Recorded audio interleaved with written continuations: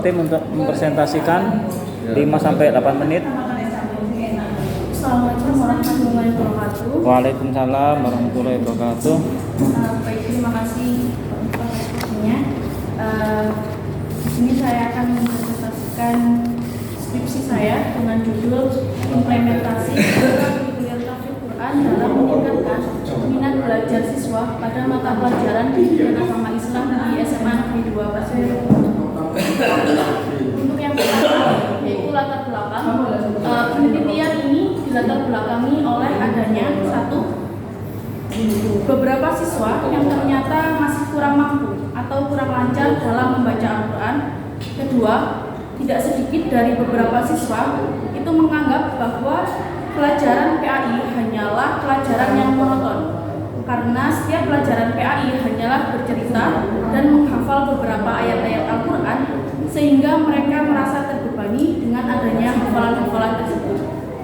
Yang ketiga, terlebih lagi bagi siswa yang mempunyai daya ingat lemah atau sulit dalam menghafal, mereka akan merasa malas dengan mata pelajaran PAI. Lanjut ke fokus penelitian. Di sini saya ada dua. Yang pertama, bagaimana implementasi ekstrakurikuler Tafsir Quran dalam meningkatkan minat belajar siswa pada mata pelajaran pendidikan agama Islam di SMA Negeri 2 Pasuruan.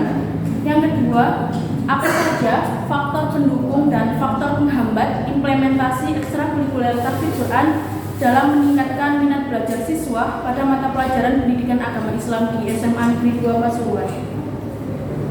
Lalu tujuan penelitian. Yang pertama, untuk mendeskripsikan bagaimana implementasi ekstrakurikuler Tafsir Quran dalam meningkatkan minat belajar siswa pada mata pelajaran pendidikan agama Islam di SMA Negeri 2 Pasuruan. Yang kedua, untuk mendeskripsikan bagaimana faktor pendukung dan faktor penghambat implementasi ekstrakurikuler Tafsir Quran dalam meningkatkan minat belajar siswa pada mata pelajaran pendidikan agama Islam di SMA Negeri 2 Pasuruan. Selanjutnya, metode penelitian. Di sini saya menggunakan pendekatan kualitatif deskriptif dengan jenis penelitian studi kasus. Lalu teknik pengambilan sampel, di sini saya menggunakan teknik purposive sampling. Lalu sumber datanya ada kepala sekolah, pembina ekstra tahfidz, pembimbing ekstra tahfidz, guru PAI, siswa yang aktif mengikuti ekstra tahfidz, dan siswa non ekstra. Lalu ada dari buku, jurnal ilmiah dan non ilmiah, dan lain sebagainya. Untuk teknik pengumpulan data, saya menggunakan 3, yaitu ada observasi, wawancara, dan dokumentasi. Lalu teknik analisis data dengan reduksi data, penyajian data, dan penarikan kesimpulan. Keabsahan data dengan melakukan prosedur cek ulang secara cermat, ketekunan pengamatan, dan menggunakan teknik triangulasi sumber, metode, dan waktu. Lanjut ke hasil penelitian. Yang pertama, hasil dari implementasi ekstrakurikuler Tafsir Quran dalam meningkatkan minat belajar di SMA N2 Pasuruan melalui tahapan-tahapan. Yang pertama yaitu perencanaan.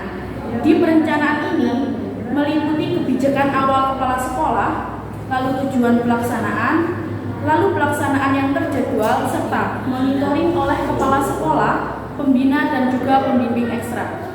Kedua, pelaksanaan. Pelaksanaan dalam meningkatkan minat belajar siswa pada mata pelajaran PAI melalui ekstra tahfidz ini sudah sangat bagus. Dapat dilihat dari indikator minat belajar yang mana sesuai dengan keadaan di lapangan, seperti rasa senang, keterlibatan siswa, ketertarikan, perhatian siswa, serta bagi siswa yang mengikuti ekstrakurikuler tahfidz tidak merasa terbebani dengan materi-materi hafalan. Ketiga, evaluasi. Setiap proses evaluasi, mulai dari masukan, proses, dan juga keluaran, akan menghasilkan rekomendasi. Dari rekomendasi tersebut, hasil evaluasi ini akan menjadi masukan dalam pengambilan keputusan. Lalu, faktor-faktor yang mempengaruhi minat belajar siswa yang mengikuti ekstrakurikuler tahfidz pada mata pelajaran PAI dikelompokkan menjadi 2, yaitu faktor pendukung dan faktor penghambat. Faktor pendukung pelaksanaan kegiatan ekstrakurikuler tahfidz Al-Quran dalam meningkatkan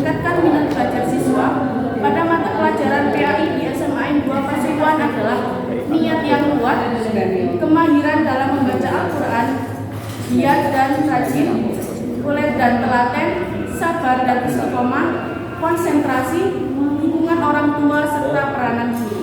Lalu untuk faktor penghambatnya, yaitu minat siswa sendiri, rasa malas, tidak sabar, mudah berputus asa, tidak bisa mengatur waktu, dan sering lupa, tingkat kecerdasan dan kerjasama orang tua. Akan tetapi, pembina tahfidz dan guru PAI selalu memberi motivasi agar giat dalam menghafalkan dan selalu meluangkan waktu untuk bermunajat. Terima kasih. Sudah, Mbak. Sekian dari Kok cuma sebentar, Mbak? Kasih tak beri waktu.